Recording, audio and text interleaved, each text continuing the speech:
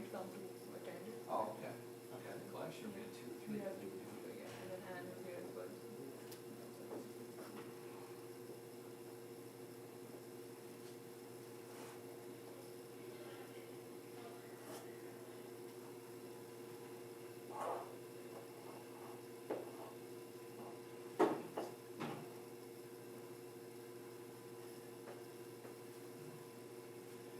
And you know what the rest of it is, too. Is it, okay.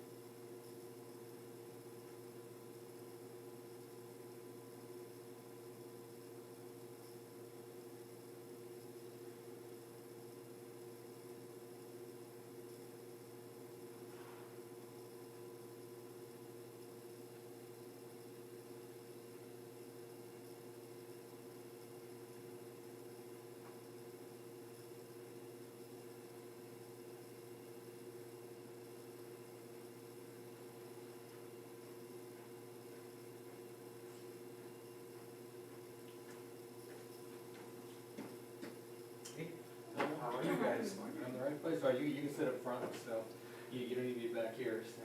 No, Back row without cable. I'll be back here, that's all right. No, actually, You want me up front? Well, in the middle row or something, Okay. just so you don't trip on my dumb cable, I didn't tape them down or anything, so. Yeah, either of these two rows is good, so. Should be speaking. Yeah, she'll be right there. Actually, maybe I'll go over here, cause I might get a Yeah. photo, so. Yeah, probably good, and I'm gonna throw that little 300-watt light on her, once we go a little closer. Okay, sounds good. Thanks for coming. Yeah, how are you both? Good. Good. Good, you?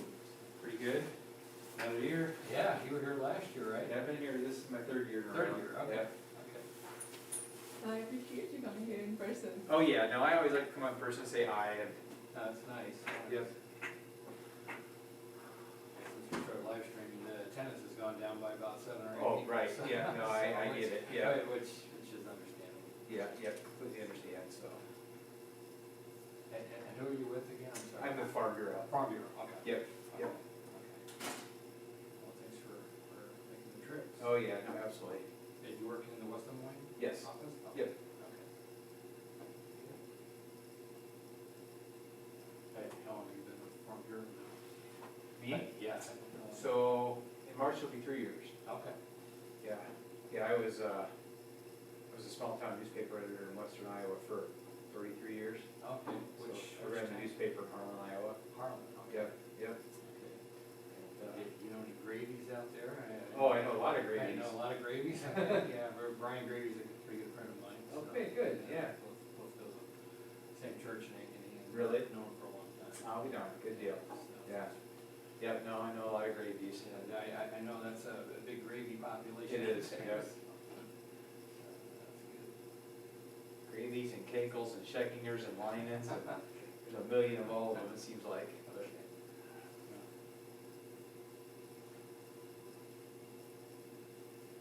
yeah, my wife, she's a longtime teacher and retired, and our kids are all in the Des Moines area. Our newspaper actually got sold Oh, after a decade or 80 years, you know, whatever, so okay. we thought, well, maybe we'll try and get closer to the kids or whatever, Yeah. so I Yeah. joined Farm Bureau, I worked right for their spokesman newspaper and Oh, Family sure. Living magazine, and Okay. do some podcasts and those kind of things, so Nice. it's been a good fit. Yeah, no, Yeah. it sounds like a very good fit, yeah. I've learned a lot about agriculture, that's for sure. I bet, yeah, in a short amount of time. In a right? short amount, yeah, baptism by fire. Thrown right into it, Yeah. yeah, that sounds good. Yeah, they have a nice, building on the west Yeah, side. yeah, it is nice, yeah, Nice, good organization, I think. yeah. It's-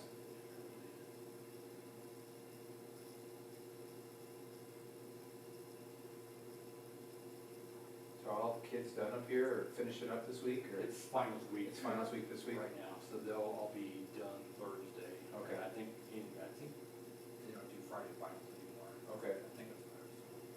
Back when I was a student here, they did Friday finals and. I took lots of Friday finals Yeah, here. I took the last final one semester. Really? Yeah, place was a ghost town, and I'm Yeah. still here. Yeah, no, it's, yep, But I think they were done Thursday. okay. They're off till, I think about a month or 5 weeks. Oh, wow, that is, Yeah. wow. Let's say January 21st or something. Wow. like that they Yes, start. January 21st Is it semester 21st? begins. I'm teaching next semester, so that's Oh, the. okay. Okay. That's the Yeah, way classes you know begin. better than me. I was a million years ago, I was a student here. Yeah, me too. About 10 minutes now. I'll probably mic you up for about 4 or 5 minutes.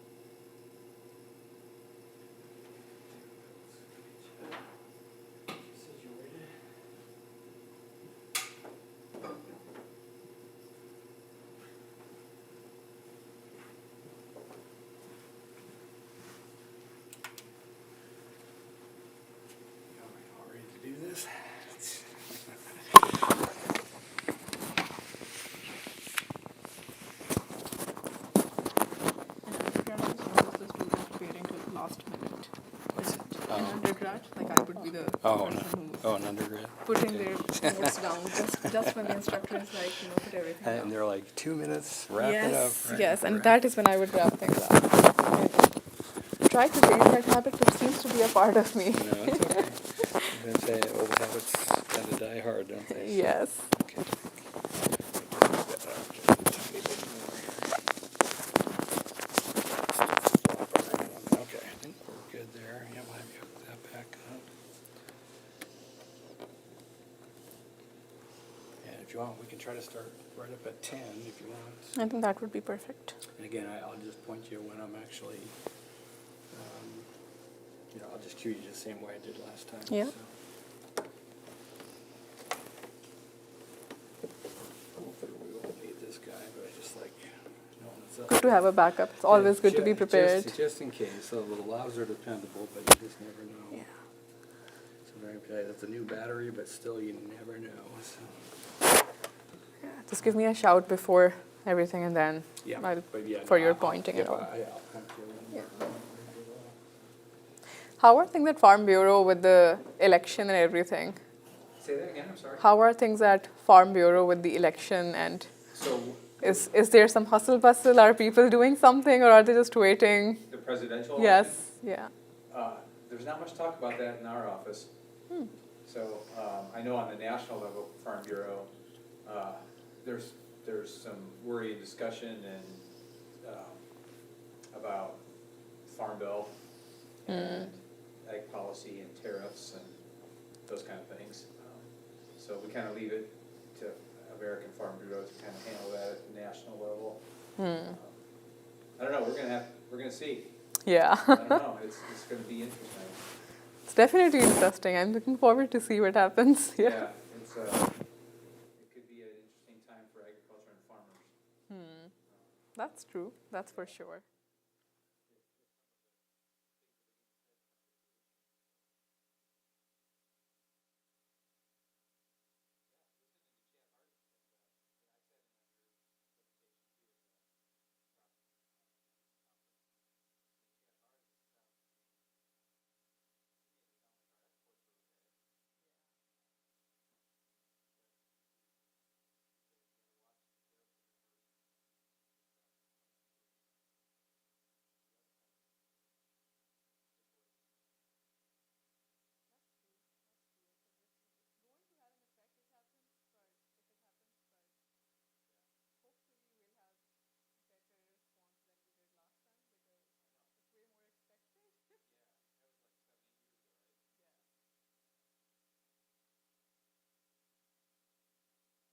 Set these up and get it going before your way.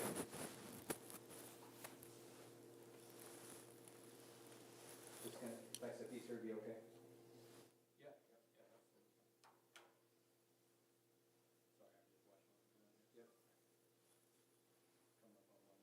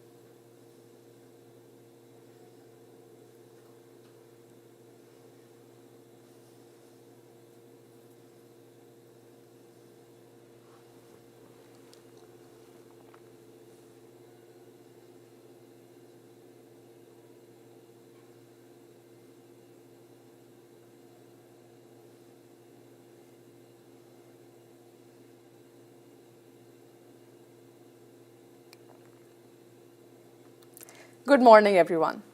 I am Rabail Chandio.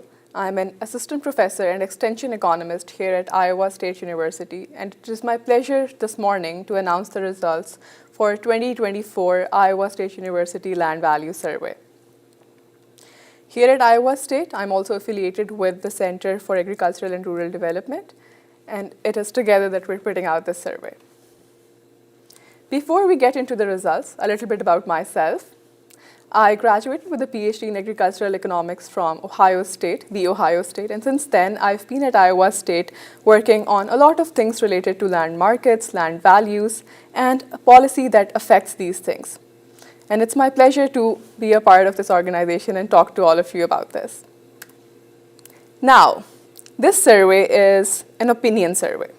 We try our best to recruit the professionals who are most equipped to talk about land values in Iowa, but at the end of the day, an opinion survey is just that. So before we get into the results, I want to mention to consider this only an opinion instead of a fact on the ground.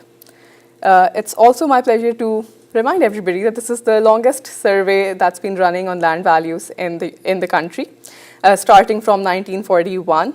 And we have been consistently providing you estimates with county-level land values since 1950.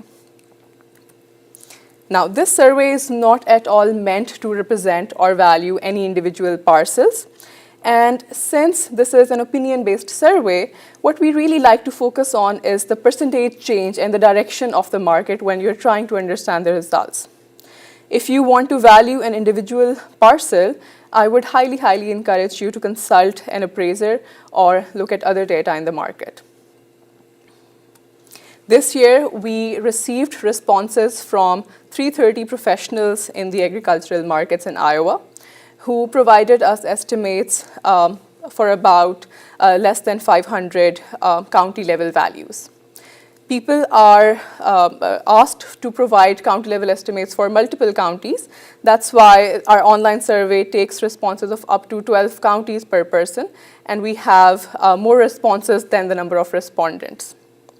So looking at the breakdown, most of the respondents responded online, chose to take the survey through the online Qualtrics, about 60%, and 40% took the paper-based survey. The distribution on where the respondents come from is on this slide, showing pretty much a similar distribution across the board, with more people generally responding online and a slightly smaller proportion responding via paper. Now, who do these experts look like? Most of our respondents, the biggest category that we get responses from are agricultural lenders. 32% of the state-level responses are by these experts. The second highest category after that are brokers or realtors or real estate agents, accounting for 18% of all our responses. And then farm managers and appraisers, as well as government officials, form the next big categories. Now, this year, we have ended a streak of 5 consecutive years of increases in land values in Iowa, with a decline of 3.1% in the state-level values. This brings us at $11,467 per acre for 2024 Iowa state land values. This is a decrease of $369 compared to the previous year. If we look at different land quality classes, high-quality land stands at $13,930 per acre, which is a decrease of 2.6% or $367 per acre from 2023.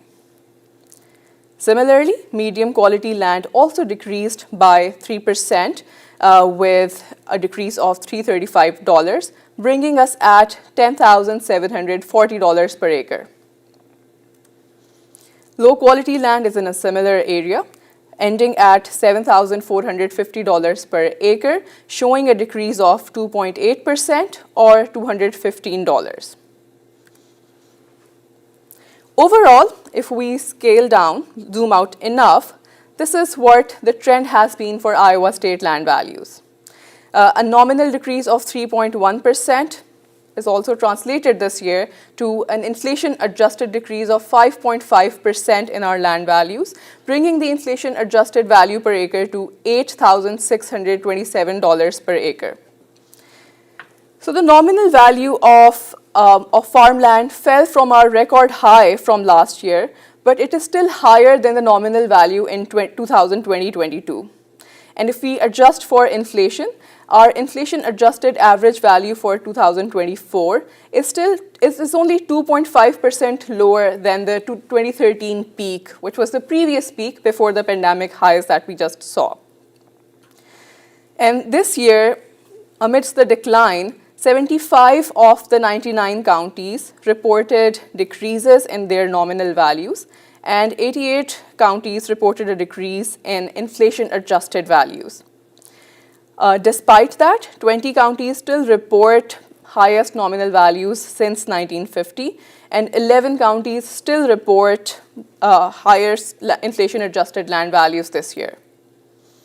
And I also want to mention, despite the decrease, all of the nominal values and 82 of the 99 county level inflation-adjusted values are still above the 2021 record high that we saw. I mentioned 2021 here instead of any other year because that was the first year we experienced the large surge during the pandemic. And this is to highlight that we haven't really undone even a little bit of that peak that began in the pandemic just yet.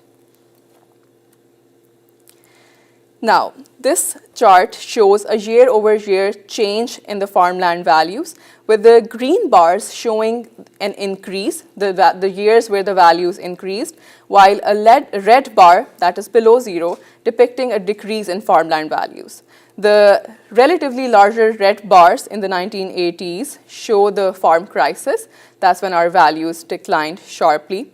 And then the 3 or 4 years in the middle of 2014, 15, 16 is when we experienced a market adjustment after the ethanol boom. I want to highlight that because we seem to have entered a similar sort of downward trend after our pandemic-related or pandemic-led peak this year. So land values increased for 5 straight years. These are our 5 green bars right before this year, which also includes very large surges of 29% and 17% in 2021 and 2022. So that naturally leads to somewhat of a resetting or balancing in the market, and it's sort of the similar trend we saw after the previous peak in 2013. Now looking a little bit at the regional trend. 8 of the 9 crop reporting districts experienced a decline in values this year, with the only exception being the South Central District, where values increased by 3.6%. But I also want to highlight that the decreases in the southern districts are still much, much smaller than some of the other decreases in the state. The first 2 columns show the average value and the change in average value, while the next 6 columns in this chart show the breakdown by high quality, medium quality, and low quality land classes. So overall, we see that the largest decreases occurred in some of the northern parts of the state, with West Central showing the largest decline of 7.4%. North Central following behind with 4.9% decline, while Northwest being the third state with the third highest decline in land values at 4.4%. If we look at the breakdown by land quality classes, some of the similar trends that we see in the average value are depicted in the high, medium, and low quality, with largest decreases coming from the same 3 districts or similar same 3 districts, and the increases occurring in the South Central, except for low quality land. Overall, the southern part of the state is still experiencing some increases or slightly lower decreases, because these were the parts that also experienced an increase with a lag. when land values were surging with 29%, 27%, 17% increases in 2021 and 2022, these parts of the state experienced relatively smaller increases and were not really experiencing the same sort of trend just yet. Last year, these three districts, the South Southern districts, experienced increases of about 10 to 12%. And this year, they have begun to follow the slowing pace of the market that we witnessed for the rest of the state in 2023. Some of the other surveys also match what we find here at Iowa State. The 7th district, the survey for Illinois, Indiana, Iowa, Michigan, and Wisconsin, conducted by the Federal Reserve Bank of Chicago. They also show that this is the first quarter after quite a long time where they experienced no year-over-year change or increase in land values. This is the first time they have a zero in the overall change for the entire district. And we also see that the change from October 1st, 2023 to October 1st, 2024 for land values in Illinois, Iowa, and Indiana experienced a decline. We see a 1% decline for both Iowa and Illinois compared to last year, and a 2% decline in Indiana land values compared to last year.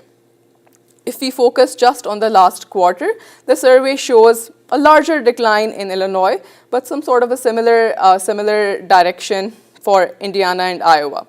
I wouldn't really focus on that 1% increase in Iowa just too much, because this survey specifically covers the good farmland in these states. So it's not representative of the entire state in that sense.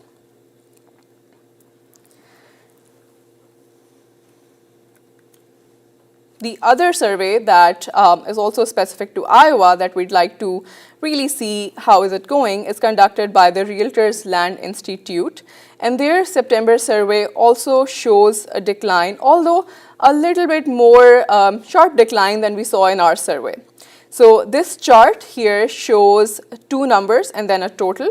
The top number here is the change in land values of Iowa for each of the crop reporting districts from September 1st, 2023 to March 1st, 2024, the first 6 months. And then the second number, the right below it, shows the next 6 months change from this year's March to this year's September. The value under the bar shows the total for the whole year. So while all of these numbers are red, very much depicting a decrease in land values, I notice an interesting thing here. The top number is generally bigger than the bottom number for most of our districts.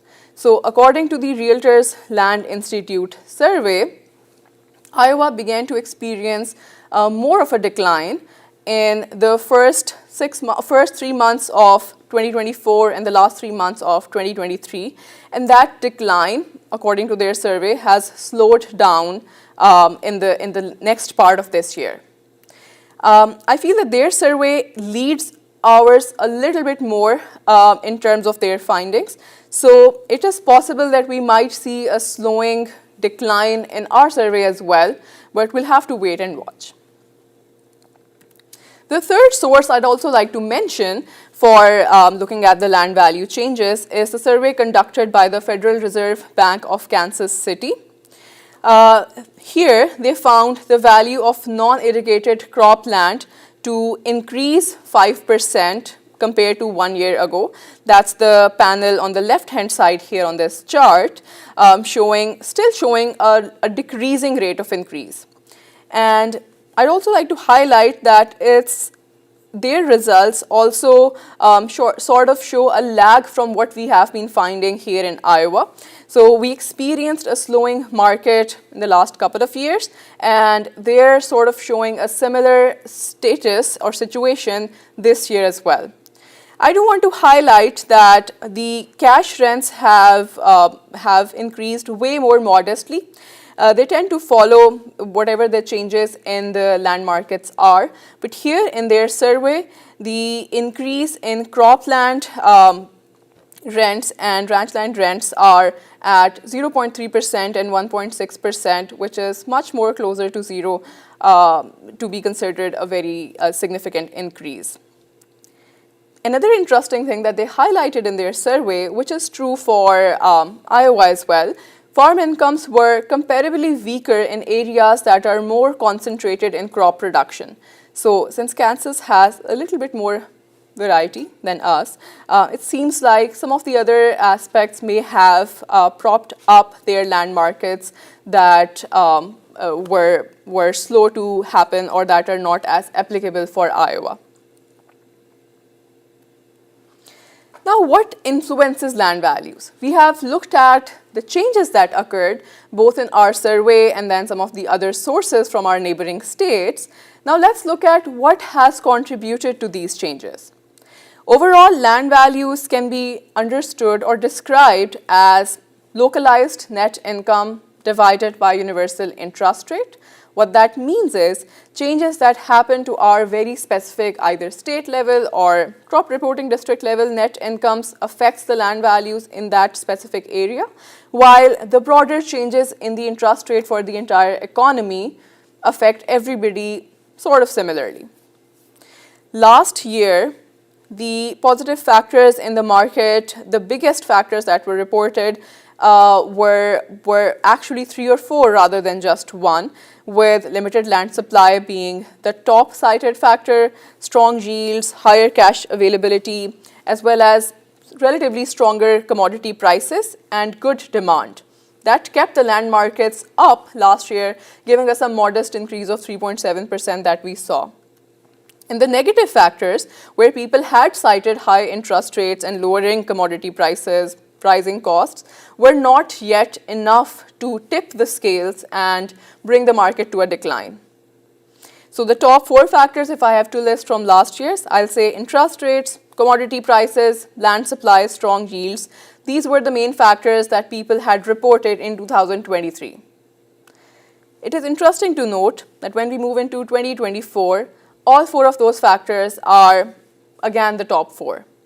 In the factors that were a positive influence in our land markets, the top cited factor that is mentioned in 23% of all our responses is land availability. Limited supply of land, keeping up the values, supporting the land markets, as always.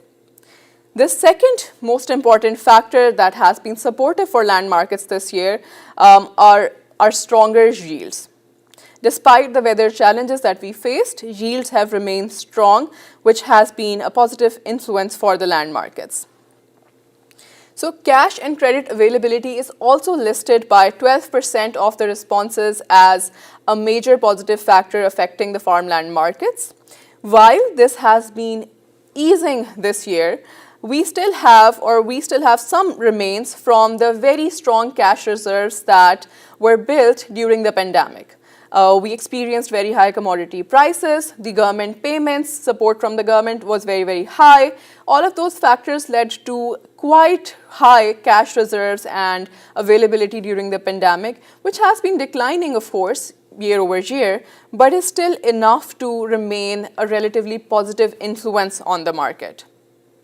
After that, specifically in the areas where it helped the markets and where it helped values falling from a larger percentage, strong demand both from local farmers and investors as well as some of the other investor interest and activity has also kept up a strong support for the land markets. Some of the factors that were mentioned alongside this include favorable interest rates and good farm economy, but the percentage of responses that mention these is relatively small to the top 3 factors that we witnessed. Now let's look at each of these factors and how this has translated to what we see in the land markets today. Land supply was the biggest supporting factor, and it is interesting to note that this year, most of the respondents reported much fewer sales compared to last year. 56% of the respondents reported that they witnessed fewer sales in their area compared to last year. 31% of the respondents reported that they witnessed about the same level of activity in the farmland markets within their areas, while only 13% of the respondents witnessed more robust land markets compared to last year. So that shows that there is not as much tracts available for purchase, and that supply, which has always been limited, really helps support the values that we witness in Iowa farmland. And this year as well has been no exception, with this factor still maintaining its positive influence. The second factor that was mentioned was yields. Let's look at the Iowa corn yield this year, which stands currently at 213 bushels per acre, which is a 6% increase from last year. I want to highlight that not only is this a strong yield, it's a relatively higher yield compared to what some of the other changes in the country are. So we benefit not only from good yields, we benefit when our yields are better than others, putting us in a relatively better place in the market compared to everybody else. So it's that growth beyond or more than or at least above average that brings us, that makes people cite this or experience this as a positive influence in the markets. And we saw a similar thing in the soybean yields, which are currently estimated at 61 bushels per acre, which is a 5.2% increase from last year. Again, Iowa is here in a relatively darker blue, showing some of the higher increases, and is also higher than the United States average. So it's our relative strength that is really benefiting us when it comes to land markets and converting it into our financial advantage. The third factor that people mentioned was cash and credit availability. While cash reserves from the pandemic have been supporting the market, I do want to highlight how this is changing this year and what is it expected to, where is it expected to go as we move forward. Overall, the production expenses are decreasing just a little. The USDA forecasts a 1.1% fall in cash expenses and 1.7% drop in total expenses compared to last year as we end 2024. So that eases our expenses a little bit. However, the decline in receipts or other pressures on our financials are much more substantial. So production expenses are stabilizing, but when we look at crop receipts, they are projected to fall 9.4% for crops, and they are projected to increase 8.4% for livestock. So it seems like livestock is faring relatively better.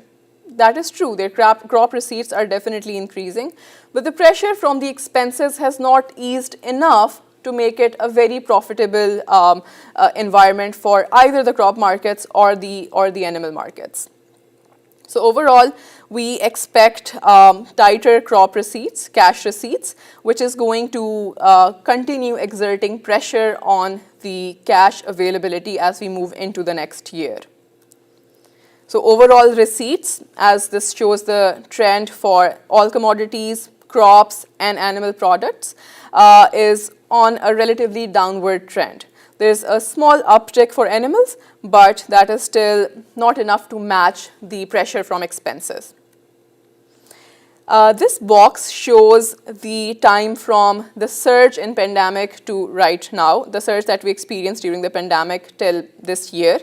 And we are experiencing the lows that are decided to come, that are sure to come after the level of highs that we experienced. And we are on that downward trajectory as was projected by USDA and as was expected by most. Let's look at where that brings us in terms of the net farm income. The US net farm income is forecast to decline by $6 billion, which is a 4.1% decrease in 2024. This decline is smaller than the decline we experienced last year, which was a 17.4% drop in net farm income. And although the pace of decrease has slowed down, it is still a downward direction. And if you remember the equation, the fraction we had on a few slides before, land values equals our net incomes over interest rate. So this net income over there is decreasing, putting a downward pressure on the land markets. Although this is a decrease from last year, it is still interesting to note that we are above the 20-year averages for both the net cash farm income as well as the net farm income overall. And we are significantly higher than those numbers. So while net farm incomes are declining, definitely decreasing our cash availability and putting more pressure, more downward pressure on land values, a lot of the support for the farm economy also comes from off-farm income. And when it comes to our off-farm income, we are faring a little bit better than we did last year. The purple bar in the chart on the right-hand side is slightly higher than the bar that is light blue right next to it, showing increases in the median off-farm incomes for the US. And that is also expected to support our farm households as we go through this period of downturn in the ag economy. Now, strong demand is listed as one of the major supporting factors this year in the farmland markets as well. It is no surprise. So farmland is always a stable investment. And why do investors like to buy it? It is a low risk investment compared to some of the other options in the market. So beta is a measure that researchers use to measure the risk of one investment compared to another. A neutral risk investment would have a beta of 1, but research has shown, this is by my colleague Michael Langemeyer at Purdue University, research has shown that farmland, whether it's Indiana specific, Kansas specific, or more broader, farmland markets have a beta of much less than 1 pretty much everywhere. So that makes it a much less risky investment, much more safe and stable investment, making it more attractive, especially in the periods of high inflation when values are also expected to rise. This is a very attractive option for a lot of players in the market, and that is why, despite the challenges we're facing in the farm economy, we still continue to experience stable and good interest in farmland as an investment.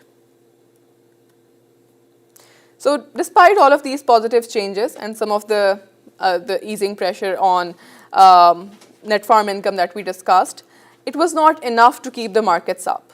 The negative factors that were at play this year tipped the scales towards a decline, and now I want to look at which of these negative factors played a role in which direction and how. The most commonly cited negative factor by our respondents this year was lowering commodity prices. 34% of the responses mentioned this. It was closely followed by long-term interest rates, the high interest rates, mentioned by 30% of the responses. So these two really outshadow the rest of the factors, but the third factor that was mentioned by 9% of the people here were higher input costs. After that, cash and credit availability. And we already discussed how cash and credit availability is going to be more significant of a negative factor as we move into 2025 and beyond. So after the cash reserves run out, this is going to probably show up in a little bit more responses in the next year. Then the weather challenges we faced are also recognized by our respondents, in addition to the pressures from inflation as well as broader uncertainty in the agricultural economy. Now looking at commodity prices. So our commodity prices are relatively on a downward trend starting after about 2023. And I want to highlight that although we are on a downward trend, we are expected to end this year with a price estimate for corn at 410 per bushel, and that is still not below the pre-pandemic levels. We are sort of matching where we began this hike, and this pressure, this downward pressure, is expected to end after all of the highs that we experienced during the pandemic are balanced. So hopefully this balancing will occur in the next couple of years, and we should be at the tail end of our fall in the crop prices. Nonetheless, this year was a lost year. Production costs for corn were according to the Iowa State Cost of Production Survey, are estimated at $4.55 per bushel, which are higher than the price estimates, the season average price estimates we have. Similarly, for soybeans, our costs are estimated at $11.24 a bushel, while the season average prices are ending here at $10.20 per bushel. But we see a similar trend. We experienced very large increases during the pandemic, and now it's the downturn, the valley, so to say, after our peak, that is bringing the prices down, and we are still above the 2019 and 2020 price levels. So the highs we experienced are being balanced in our commodity markets right now. And the declining profitability, the net farm incomes that we discussed a couple of slides ago, are driven by these lowering commodity prices as well as the pressure from input costs. For some of the other animal products, livestock, most of the prices are more in the positive compared to the last year. So a percentage change compared to 1 year ago, according to the Ag Letter Survey by the Federal Reserve Bank of Chicago, shows more positive percentage increases in livestock products compared to crops. However, as I mentioned before, the pressure from expenses is still very large for both livestock as well as crop markets. So despite prices faring better, we are experiencing tough years for livestock as well. The second most cited factor for us was interest rates. Respondents cited interest rate as a major negative influence on the land markets in 2024, and it's easy to see why. We had persistent high interest rates through 2022 and 2023, and although very recently we have experienced a couple of cuts in the interest rates with a 50 basis point decrease announced in September and a 25 basis point decrease announced in November, another 25 basis point decrease in interest rates is expected later today. But despite those decreases that are very recent and very small, interest rates were a negative factor for the land markets this year. Interest rates take about 2 to 3 years to begin affecting the land markets to a substantial scale, and then it takes about a decade for their effects to be fully capitalized in the land markets. So the hikes that we experienced, that we started seeing when the inflationary pressure built up, are very largely affecting the land markets this year. So the hikes of 2022 are putting very strong downward pressure on land markets in 2024, which is why we are experiencing this as a huge negative factor. Similarly, when we have experienced the current cuts, their effect will begin to manifest in the land market perhaps at the end of next year or the year after.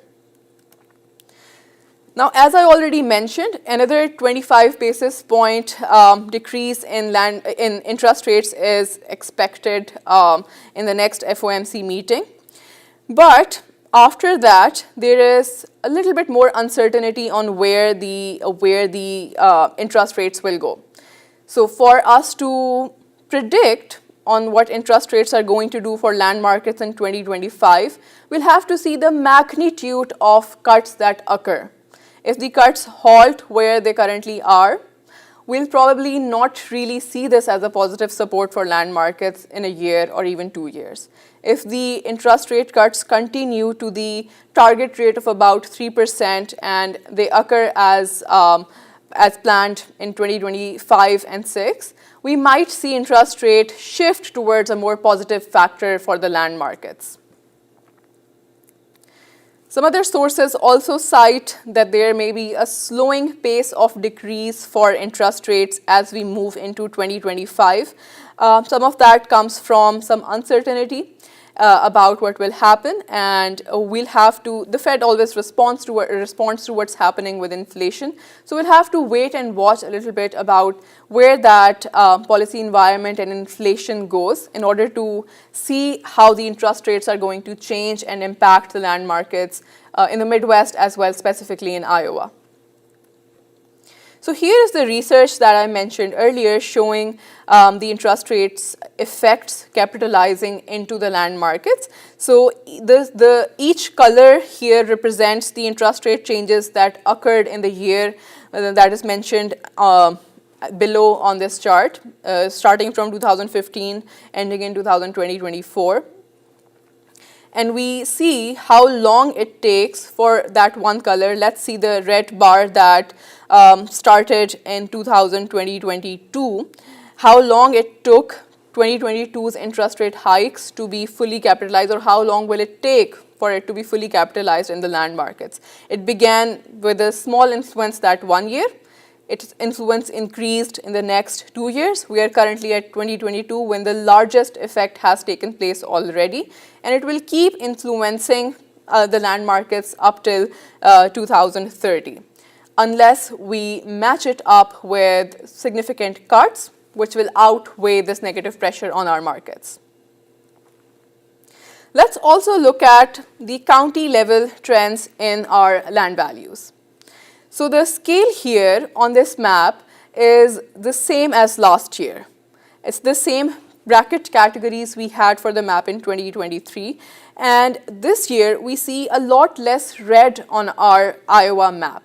There's only 6 counties here that are experiencing or that are reporting values higher than $14,000 per acre, and a lot more orange where there was red last year, reporting values between $12,500 and $14,000 per acre. The area where they're located is pretty much the same. We always expect higher land values in the northwestern part of the state, a little bit scattering around the central area, with a couple of highest land value counties in the west central district, and that is as expected with no surprises. And our lowest values are again coming from some of those southern areas, with all of the yellows distributed relatively evenly in the 3 districts we have in the south. When it comes to percentage changes, we do have way more negatives on our chart this year than we did before. 75 of all 99 counties reported a decrease in their values this year, leading up to the 3.1% state level decrease that we witnessed. And we see a lot more yellow here that depicts a decrease of more than 5% in county level average land values. We also see a lot more gray, which is the second range of our decreases, that is between 2.5% and 5%. Then a third category also depicting a decrease is the darker green, that goes from a decrease of about 0% to 2.5%. So most of the northern areas, almost all of the central part shows a decrease. The only places where we see increases in land values are the highest increases depicted by the red blocks here in the southern counties, the 6 southern counties, and some of the between 0 to 5% increases depicted by the orange boxes here that are again in the south, west central, or at the northwest corner or northeast corner of the state. The entire central part, the middle of the state, this year is marked by decreases in land values. Now, who were the players who propped up that demand that showed up as a positive factor and support for our land markets this year? So, the breakdown by buyer types as reported by our respondents. is put together at the state level here. Matching the trend for so many previous years, the highest demand for our farmland comes from existing farmers. They may be existing local farmers or existing relocating farmers, but 70% of all farmland demand came from this group. 23% of the purchases were attributed to investors. These investors include local as well as non-local investors. They may include absentee landowners. They may include people who are next generation farmers, or and they're not manually farming, they're not personally farming, but they do want to keep connected with their legacies and they're buying farmland. In terms of our survey, they would be classified as investors. So investors doesn't necessarily depict the institutional investors or big companies or individual big names like Bill Gates. It includes a lot of maybe Iowa residents or previous Iowa residents or residents from our neighboring states who are showing interest in our farmland. It also includes the demand for recreational ground that is more pronounced specifically for southern Iowa, southern part of the state. And in that category, the investor activity relatively more closely matches the definition of an investor that one might think of.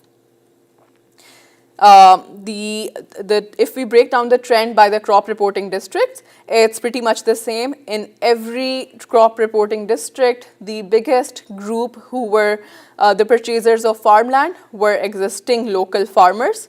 There's a small contribution from relocating farmers, and then the investor activity for both local and non-local investors is most concentrated in the 3 southern districts, with the highest investor activity occurring in South Central District. This may also explain why this district still experienced a 3.6% increase in their district level land values, while most of the other parts of the state did not. So some of this interest for not necessarily prime farm ground may have kept up the state level, the crop reporting district level farmland values for South Central District. Now, where is all this land coming from? We did witness less amount of sales and limited supply this year, but nonetheless, the existing supply, it mostly came from retired farmers or estate sales. Estate sales is the largest category, contributing 57% of the land that was up for sale this year. Retired farmers is the next biggest category, making up for 22% of all land that was available for sale. And then some of the other supply came pretty much well distributed between active farmers or some of the investors.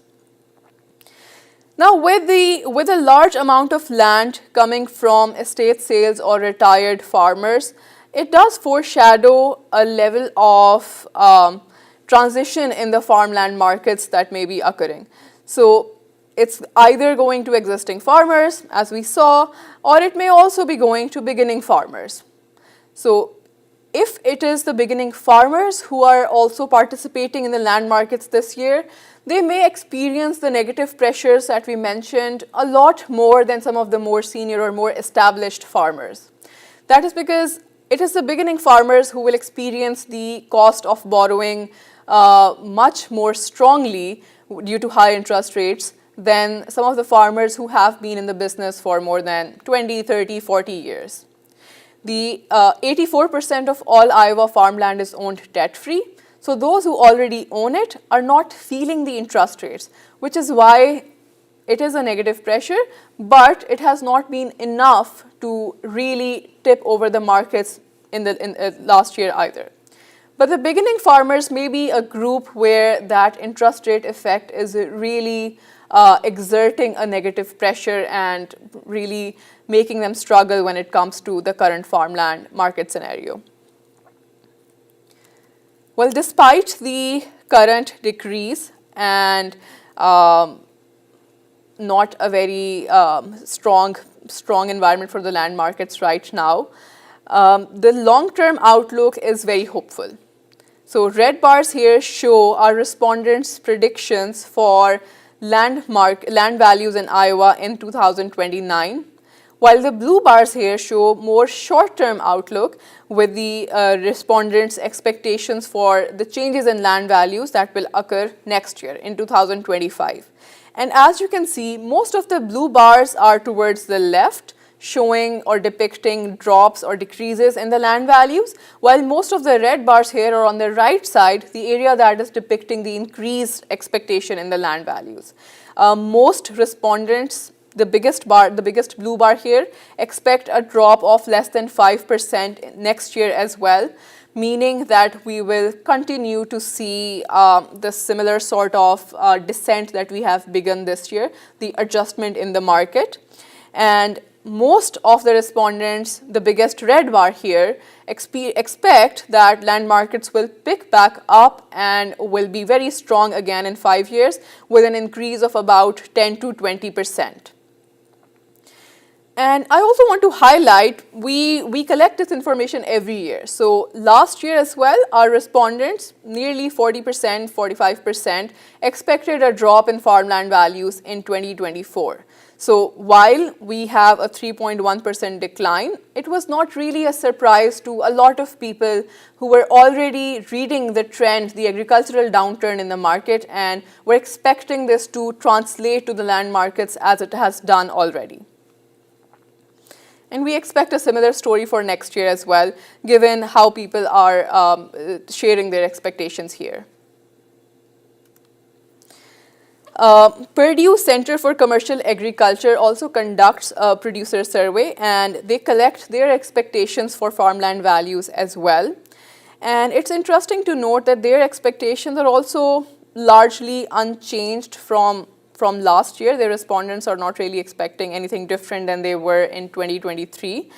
But more of their respondents expect a higher farmland price than lower.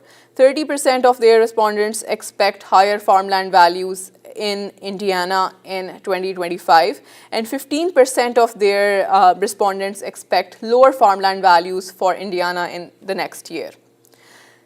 Indiana has been experiencing increases of a slightly higher pace than us. They were leading us last year as well.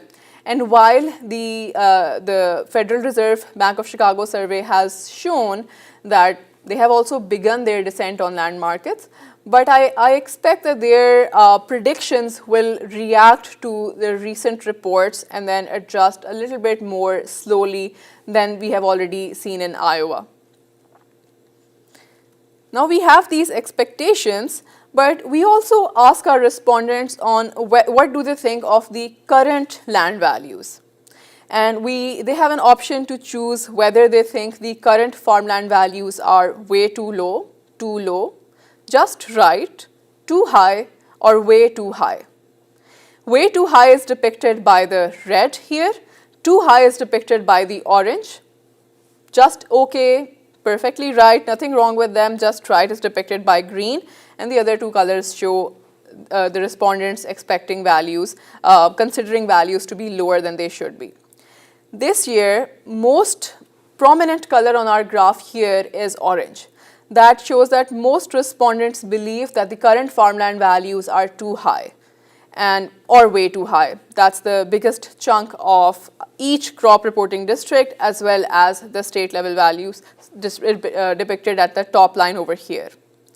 That also brings us to what their expectations are. If respondents, professionals in the agricultural market, consider the current farmland markets to be too high, values to be too high, higher than they should be, they would expect them to fall given a decline that we just witnessed this year.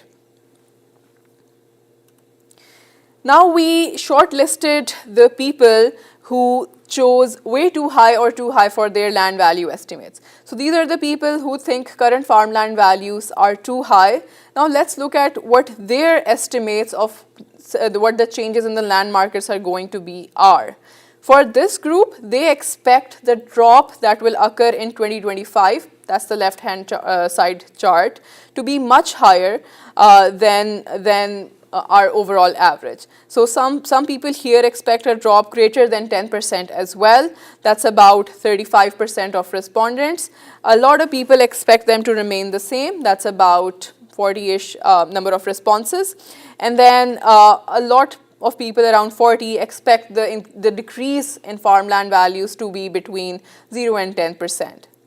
All of those, almost all of those, with a very few small exceptions, do expect that the values will still increase in 2029. That's the graph on the right-hand side, with a very few blue bars on the left-hand side of the red circle I've put up, depicting a decrease in land markets 5 years from now. A lot more people are within the block that I've put up here, showing that they expect land markets will spring back up. Just give it some time. So that concludes our review of this year's land value survey results. You can find these results at the CARD Farmland portal, which is located at this website on this page here, farmland.card.iastate.edu. You'll also be able to find the county level maps and charts and the trends in state level values, the crop reporting district level values, and other information for land markets here on our portal. If you have any questions, please feel free to share them with me. Otherwise, thank you so much for your time and attention. This concludes the 2024 Iowa State Land Value Survey. Any questions?